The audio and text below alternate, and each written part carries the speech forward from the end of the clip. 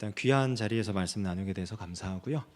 아마 우리 교회 홈페이지를 관심 있게 보시는 분들은 아시겠지만 11월 11일 주일 오후 예배 때 동일한 본문으로 제가 설교를 한 적이 한 번 있어요. 한 번 했던 거 또 했냐 뭐 그런 거는 아니고요. 원래 한 달 반, 2달 전쯤에 최 목사님께서 이단에 관련해서 한번 특강이 가능하냐고 저한테 물어보셨었어요. 그래서 이제 나름 이제 특별히 이제 군에서 활동하는 이단에 대해서 좀 그거를 좀 해달라고, 제가 이제 군목 출신이고 이러다 보니까 이제 부탁을 하셨어서 이제 뭐 군 선교 연합회랑 이런데 연락을 해서 준비를 하려 그러는데 쉽지 않더라고요. 준비가 잘 안 되는 거예요. 그런데 또 최 목사님이 아무 말씀 없으셔서 이거를 어떻게 해야 되지라고 고민하고 있었는데 갑자기 오늘 설교를 좀 해달라고 그러셔가지고 굉장히 당황스러운 마음으로 여기 이 자리에 섰는데, 원래 제가 한번 했던 설교는 잘 안 해요. 같은 교회 안에서는 더군다나 더 그렇고. 그런데 그럼에도 불구하고 이 말씀을 가지고 이 자리에서 나누고 싶었던 이유 중 하나는 제가 20살, 21살 그때쯤에 아주 심각하게 고민하고 있던 고민에 대한 답을 얻었던 말씀이에요. 우리가 지금 읽었던 이 본문이. 그 심각한 질문이 뭐였냐면, 나는 정말 구원받았는가? 라는 질문이었어요. 스스로에 대해서 그 질문을 던졌을 때 제가 우리 청년들께 한번 물어보겠습니다. 여러분은 정말로 구원을 받으셨습니까? 한 명이 아주 담대하게 아멘을 하셨고, 몇 명은 제가 끝까지 쳐다보면 어떡하지라는 눈으로 이렇게 막 눈을 피할까 말까 고민을 하셨고, 나머지 분들은 듣지 않으셨습니다. 그냥 가만히 무슨 말을 하나 이러고. 굉장히 어려운 질문이에요. 배우기로는 예수님을 믿으면 그 순간 구원을 받은 것이고, 당장 뭐 천국에 갈 수 있다, 자살 빼고 당장 사고를 당하고 뭘 하고 해도 천국에 갈 수 있다 배웠는데 되게 힘든 거예요. 그 질문을 스스로에게 던졌을 때. 저 같은 경우는 중학교 2학년 때 예수님을 구주로 영접을 했습니다. 교회 수련회를 가서 기도하라 그래서 기도했고, 그렇게 내가 죄인이고 예수님이 아니면 구원받을 수 없고 이 사실을 절실히 깨달았으며 정말 눈물 반 콧물 반 뜨겁게 기도하면서 예수님이 정말 나의 구원자시구나, 예수님이 아니면 내가 살 길이 없구나 고백을 했어요. 그 후에 삶이 많이 바뀌었습니다. 그 직전까지만 하더라도 학교에서도 거의, 저희 학교가 남자 중학교였고 그 동네에서 가장 싸움질로 알아주는 학교였기 때문에 싸움이 쉴 날이 없어요. 학교에 가면 항상 서열 잡기를 하고, 그래서 지지 않으려면 그 위치를 제대로 유지를 하려면 하루에 한 명씩은 이겨야 돼요. 그런 학교였었기 때문에 그 질서를 잘 따랐죠. 그 질서에 순응하며 이렇게 살았는데, 예수님을 영접하고 나니 그냥 내 삶이 그렇게 해서 지킬 수 있는 삶이 아니라는 것을 알게 되고, 은혜로 사는 삶이라는 것을 고백하게 되고, 그러니까 그런 삶과 멀어지고, 또 교회가 좋아지고, 그때 이후로 여름방학 중에 절반 이상을 교회에서 보내지 않은 적이 없어요. 방학만 되면 매일 교회 가가지고 수련회 준비하고 뭐하고 중3 때 교회에서 임역원하고, 고등부 때도 임역원하고, 고등부 때는 심지어 회장까지 했네요. 생각해보니까. 요즘에는 모든 교회들이 거의 전국구화 되어가지고 멀리서 오시는 분들 많으시잖아요. 지방에서 오는 분들도 있고. 근데 제가 중학교 고등학교 이 시절만 하더라도 어느 정도였냐면은 여기 상봉동 신내동 이쪽 있잖아요. 여기서 지하철이 없었어요 그때는. 근데 저희 집이 신내동이었거든요. 교회는 저기 신창동이고. 그러니까 상봉터미널에 가서 시외버스를 타고 오든지 아니면은 그 신내동에서 나오는 버스를 타고 청량리 혹은 경동시장 이쪽에 와서 다른 버스로 이쪽으로 오는 버스로 갈아타고 오든지 그렇게 해서 1시간씩 편도로 1시간씩 시간을 할애하면서 다녔어요. 그것 말고는 뭐 다른 거는 한 게 별로 없지만 어쨌든 그렇게 교회 다녔습니다. 고등학교 3학년 남들이 다 봉사활동 쉬고 이제는 입시에 집중해야 할 때 저는 일부 예배 성가대 시작했어요. 그때 너무 은혜 받고 좋으니까 교회가 좋은 예수님이 좋으니까 그래서 그때 시작을 했고 고등학교를 졸업하자마자 중등부 교사하고 고등부 신입반 교사를 1년 하고 그 다음부터 나이가 너무 어리다고 중등부 교사로 내려가가지고 그때부터 쭉 중등부 교사하고 굉장히 모범적인 신앙생활을 했던 사람입니다. 교회에 무슨 일 있으면은 교역자님들이 전화를 해요. 태영 형제 좀 와. 예? 좀 와. 짜장면 사줄게. 그러고 오면 다 아시잖아요. 노가다 뛰고 뭐 이런 거. 교회 수양관 만든다고 홍천에 가는 거 뭐 한 달에 한 2번씩 가가지고 계속 일하고 오고 그렇게 잘 지냈어요. 그런데 그렇게 지내면서 스스로에게 질문을 했을 때 그럼 너는 정말 구원 받았냐? 답을 할 수가 없는 거예요. 이 질문에. 그도 그럴 것이 교회에서의 제 생활은 너무나 훌륭한 생활이었습니다. 뭐 교회 일이 있으면 무조건 첫 번째로 전화를 할 정도면은 굉장히 인정받은 거죠. 하지만 밖에서의 생활은 그렇지는 않았어요. 뭐 지금은 저희 아버지 집사님이시고 뭐 성경을 3번이나 필사를 하셨어요. 저희 아버지가 대단하시죠. 필사 3번이면은 상상을 초월하는 겁니다. 그거는. 근데 그때만 하더라도 이제 제가 중학교 때까지 저희 아버지께서 술 장사를 좀 하셨거든요. 집에 항상 다락방에 올라가면은 술이 쌓여 있어요. 맥주캔이 있고. 그래서 초등부 때 뭐 이럴 때 이제 교회 가기 전에 오전 예배는 말고 오후 예배 가기 전에 한 캔씩 하고 가고 뭐 12월 24일 교회에서 새벽송 돈다 뭐 올나잇 한다. 그럼 그날은 친구들과 포장마차 가는 날이에요. 유일하게 집에 안 들어가도 되는 날이니까 1년 중에. 저희 꼭 집에 와서 자라 그러시는데 교회에서 뭐 한다 그러면 또 허락해 주시잖아요. 그런 식으로 생활을 하고 고등학교를 졸업하고는 학교를 갔는데 대학교를 들어갔는데 너무 싫은 거예요. 대학 생활을 하는 게 제가 생각했던 대학 생활이 아니에요. 그도 그럴 것이 공대를 갔거든요. 이과 출신이었고 저는 제가 생각한 대학 생활은 잔디밭에 앉아서 기타를 치면서 남학생 여학생 이렇게 둘러앉아서 대화를 나누며 철학적인 이야기를 하고 삶의 깊은 고민을 하고 그게 제가 생각한 대학 생활이었는데 딱 가자마자 교양 필수부터 시작해가지고 전공 필수 1학년 수업 딱 하고 나니까 선택할 수 있는 거 2개 남더라고요. 시간표를 다 짜고 나니까 시간표가 이미 짜여 있어요. 그리고 놀라운 거는 저는 몰랐어요. 전혀 그런 거 전혀 몰라가지고 그 수능 끝나고 입학할 때까지 펑펑 놀다가 대학을 들어갔는데 공대는 그러면 안 되더만요. 깜짝 놀랐어요. 들어가서 딱 하는데 첫 시간에 오리엔테이션을 하는데 그 대학 물리학이었나? 고등학교 3년 동안 배운 거를 1시간 반에 끝내더라고요. 니네 배운 물리가 이런 거야? 그러면서 그 다음부터 진도 나가는데 포기했어요.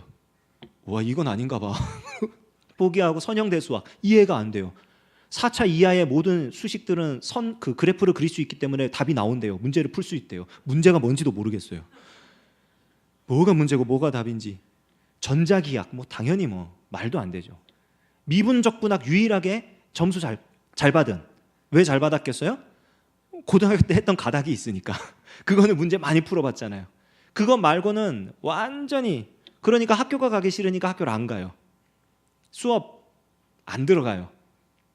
근데 가진 건 없고 돈은 없고 놀 친구도 없고 굉장히 외톨이였거든요. 스스로 이제 아싸가 된 스타일이라 뭐 할 것도 없고 이러니까 학교는 싫고 그러면은 딱 아침에 학교를 갔다가 1교시 시작을 할 때 이미 포기를 해요. 아 이건 내가 들어도 모르는 거야. 그럼 그때 나와요. 그래서 집에까지 걸어옵니다. 학교가 흑석동에 있었는데 저희 지금 미아리였고 흑석동에서 미아리까지 걸어와요. 이렇게 걸어오면 6시간 걸리거든요. 그러면은 이렇게 그런 삶을 사는 거예요. 그런 삶을 사니까 이게 교회에서는 매우 훌륭한 청년이다 뭐 그렇게 말을 하는데 실제로 나의 삶 속에서 예수님과 함께하는 확신이 없는 거예요. 게다가 지금은 아니지만 저희 집에 부모님이, 어머니는 그때도 집사님이셨지만 지금은 권사님이시고, 근데 아버지 신앙생활 안 하시고, 저희 형은 고등부 이후로 교회를 굉장히 저주하고 증오하기로 작정을 하고, 지금 교회는 다녀주기는 하지만 동생이 목사니까, 그러나 별로 좋아하지는 않는, 이게 녹화가 다 되고 있는 건가요? 그런 상황이니까 쉽지 않은 거예요. 저와 함께 신앙생활을 학생 시절에 했던 친구들은 기도하면 방언으로 기도하고 수요 예배 드리고 금요 철야 나오고 이렇게 하는데, 저는 그렇게까지는 또 예배 생활을 또 하지는 않았거든요. 그러니까 모든 게 혼란스러운 거예요. 모든 게 이게 정말 제대로 믿는 게 맞는 건가? 내가 지금 삶을 이따위로 살고 있는데 왜 교회 사람들은 나의 일면만을 보고 잘한다 얘기를 하고 인정을 해주는 것처럼 대우를 해주고 왜 그렇게 반응을 할까? 내 이 삶의 현장이 과연 정상인가? 굉장히 고민이 되는 거예요. 그런 고민들로부터 파생돼서 궁극적인 질문이, 정말 너 구원 받았냐? 답을 할 수가 없더라고요. 그 와중에 이 질문을 가지고 굉장히 오래 고민을 했어요. 1년 넘게 고민했던 것 같아요. 교회는 교회대로, 학교는 학교대로, 집에서는 집대로 그냥 그렇게 똑같이 반복되는 것처럼 생활을 하는 중에 어느 날 성경을 펼쳐 들고 성경을 읽고 있는데 이 말씀이 눈에 들어오는 겁니다. 그전에도 읽었고 심지어는 중요한 요절이라 그래서 외우게도 시키잖아요.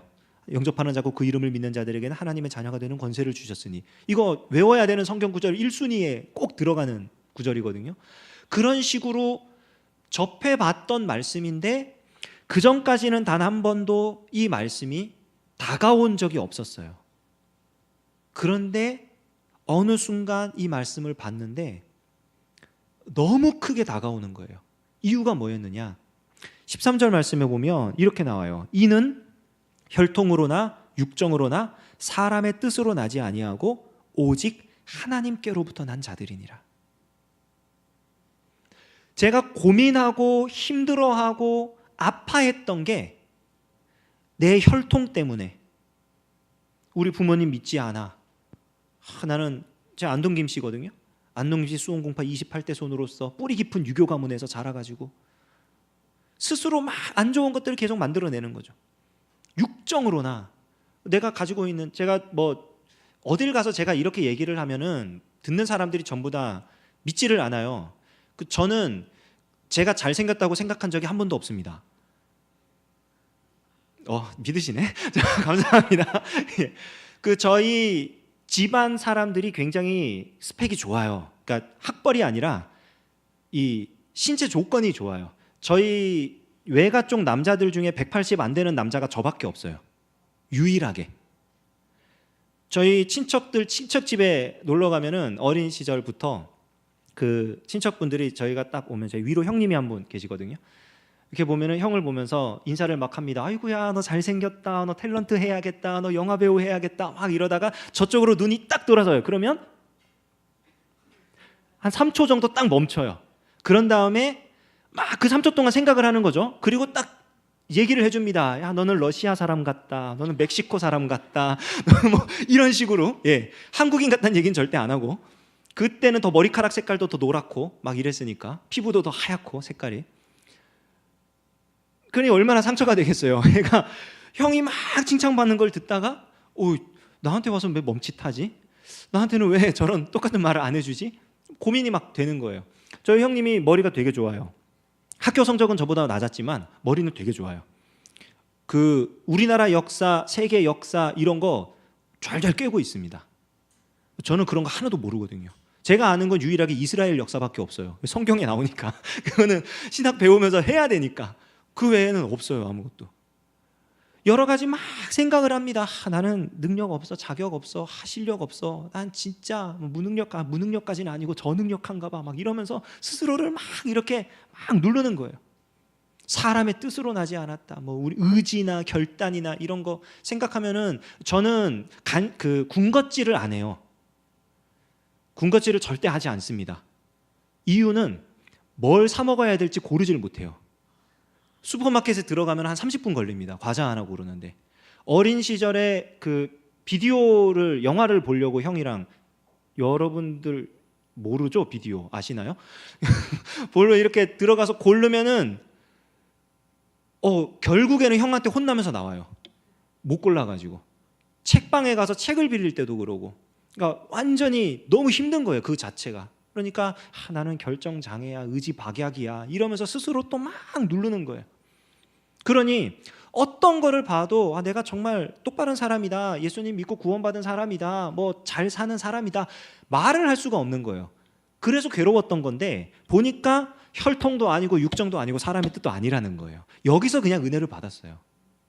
너무 감사한 거예요. 오직 하나님께로부터 난 자들이니라.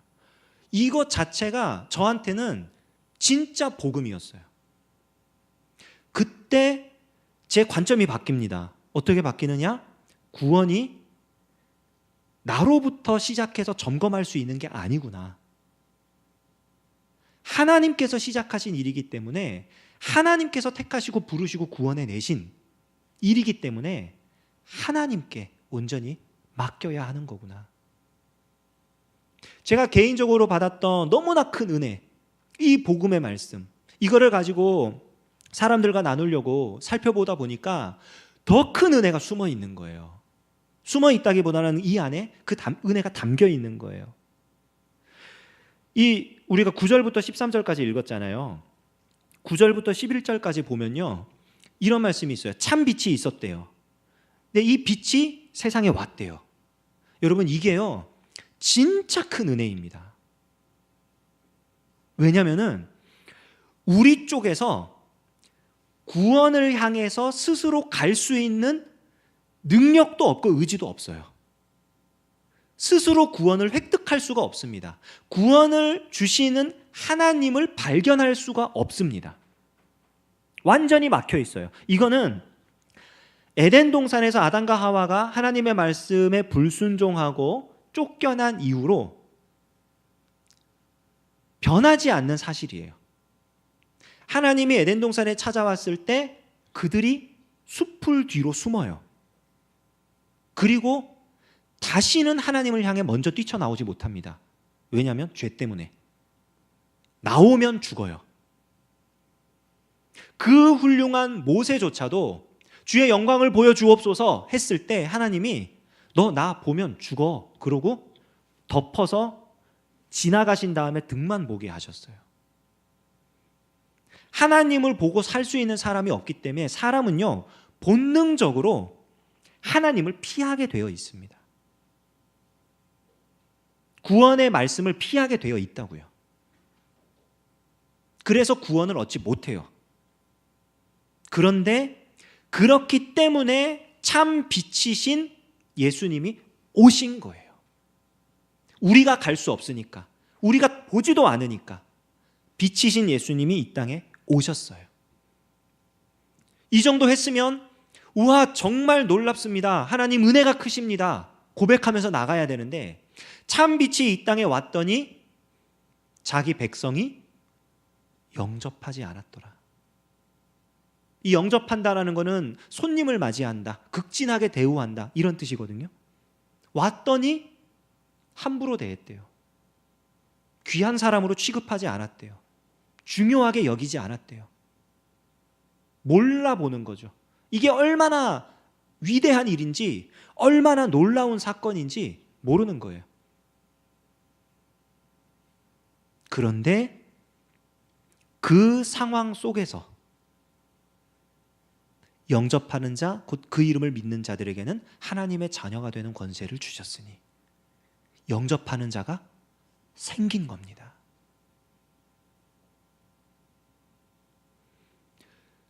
영접하는 것과 믿는 거는 분명히 다른 거예요. 동사를 보면은 다른 동사가 쓰입니다. 영접하는 건 아까 말했지만 손님을 대접해 주는 거, 극진하게 대해 주는 거, 이런 게 영접하는 거고요. 믿는다라고 하는 거는 신뢰를 온전히 신뢰하는 거, 전적으로 믿고 맡기는 거, 뭐 이런 것이죠.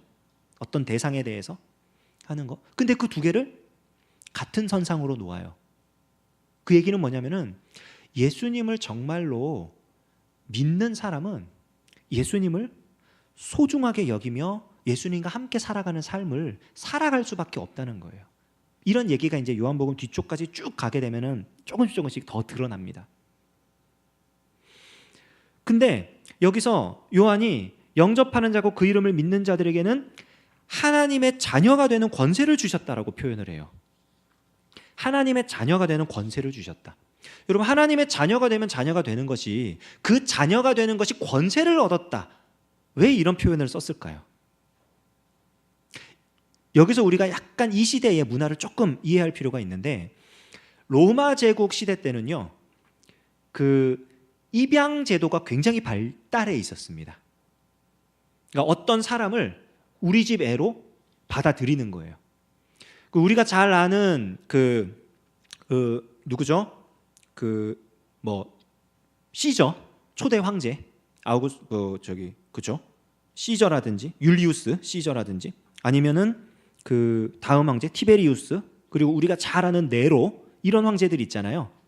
이 황제들이 놀랍게도 전부 다 입양아들이에요. 친아들들이 아니에요. 그럴 수 있는 이유가 뭐냐면은 이 사람들이 입양을 할 때 몇 가지를 이렇게 따집니다. 몇 가지를 따지는데, 그 따지는 몇 가지가 뭐냐면은 이 13절에 나오는 혈통, 육정 뜻이에요. 사람의 뜻이에요. 사람의 뜻 혹은 남자의 뜻. 혈통을 따져요. 이 사람을 우리 가문으로 영입해 드렸을 때 우리 가문의 명예가 될 것인가, 아니면 손해가 될 것인가, 우리 가문에 누를 끼칠 것인가, 우리 가문에 영광을 돌릴 것인가, 이거를 굉장히 따집니다. 그래가지고 로마 황제들을 배출한 가문은요, 거의 두 가문이 거의 다 해먹어요.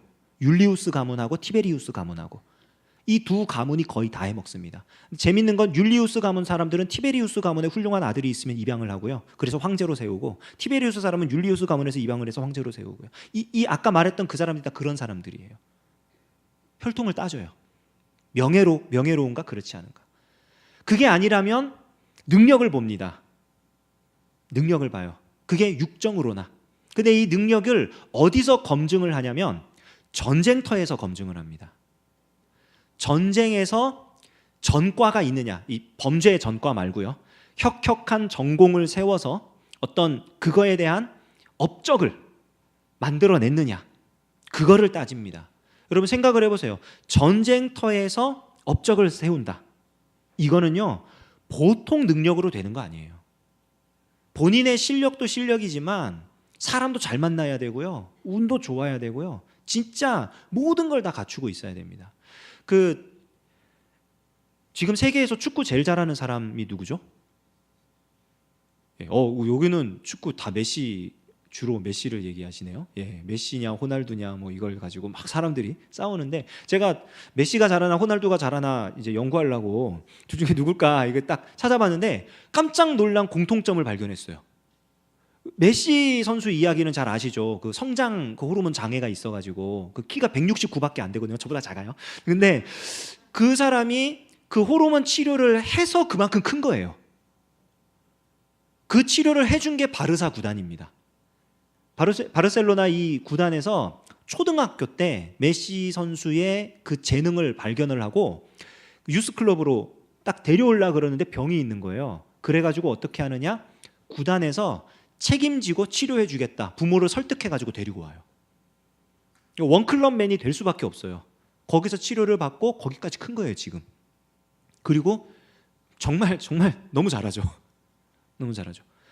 호날두 선수는 잘 몰랐는데 중학교 때, 그러니까 초등학교 때 축구를 너무 잘해가지고 중학교 때부터 축구 유학을 갔어요. 호날두는 되게 가난한 집에 살았는데 본인은 축구를 하겠다. 그리고 가족들도 얘는 축구로 될 놈이야 이래가지고 보냈는데, 중학교 때 축구를 뛰다가 놀라운 거를 발견했어요. 그게 뭐냐면 심장 급박증인가 그래가지고 심장이 너무 많이 뛰어서 죽는 거예요.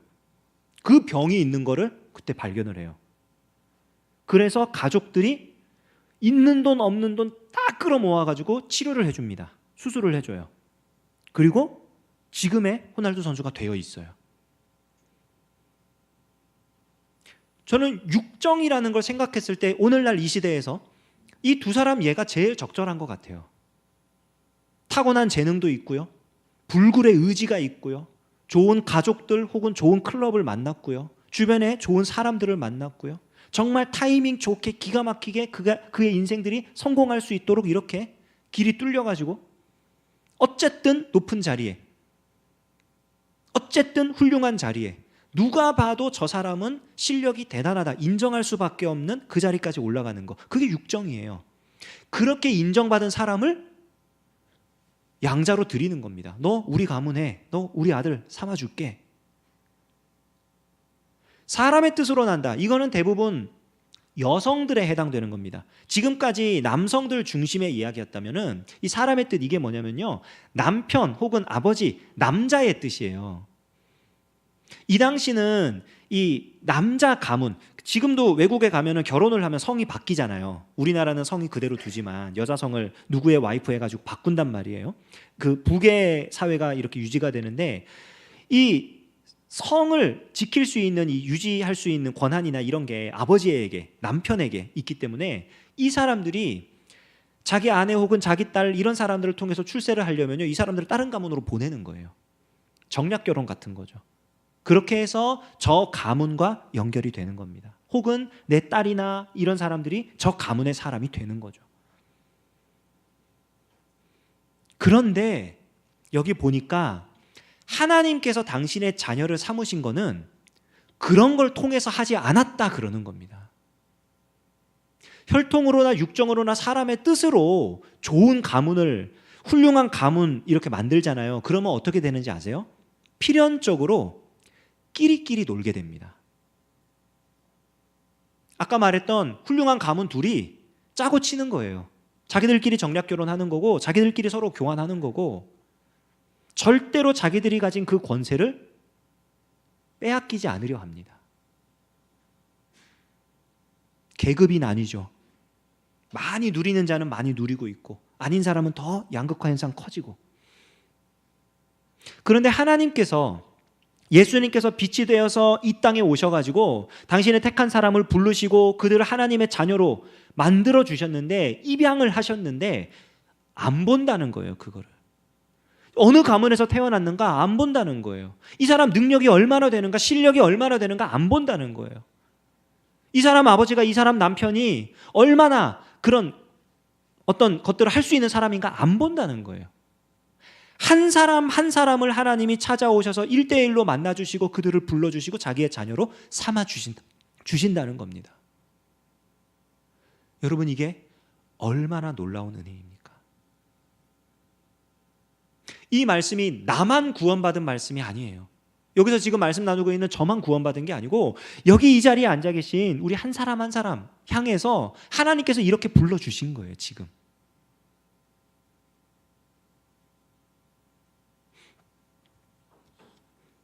영접하는 자, 곧 그 이름을 믿는 자들에게는 하나님의 자녀가 되는 권세를 주셨으니 이는 혈통으로나 육정으로나 사람의 뜻으로 나지 아니하고 오직 하나님께로부터 난 자들이니라. 우리에게서 시작되지 않았습니다. 하나님께서 시작하셨고 하나님께서 진행하고 계시고 하나님께서 완성하실 것입니다. 여러분들이 어느 자리에 있든지 무엇을 하든지 이것을 잊지 마세요. 하나님이 여러분을 택하셨고 부르셨고 하나님의 자녀로 삼으셨습니다. 이 놀라운 은혜를 받아 누리며 이 은혜 안에 영원히 거하는 저와 여러분 되시기를 주님의 이름으로 축원합니다. 시간에 함께 찬양하고 기도하도록 하겠습니다. 은혜로다 찬양 아시죠? 시작됐네 우리 주님의 능력이.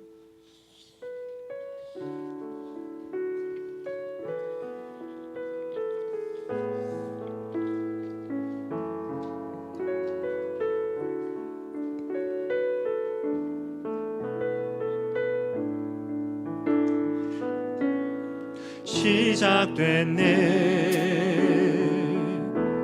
우리 주님의 능력이 나의 삶을 다스리고 새롭게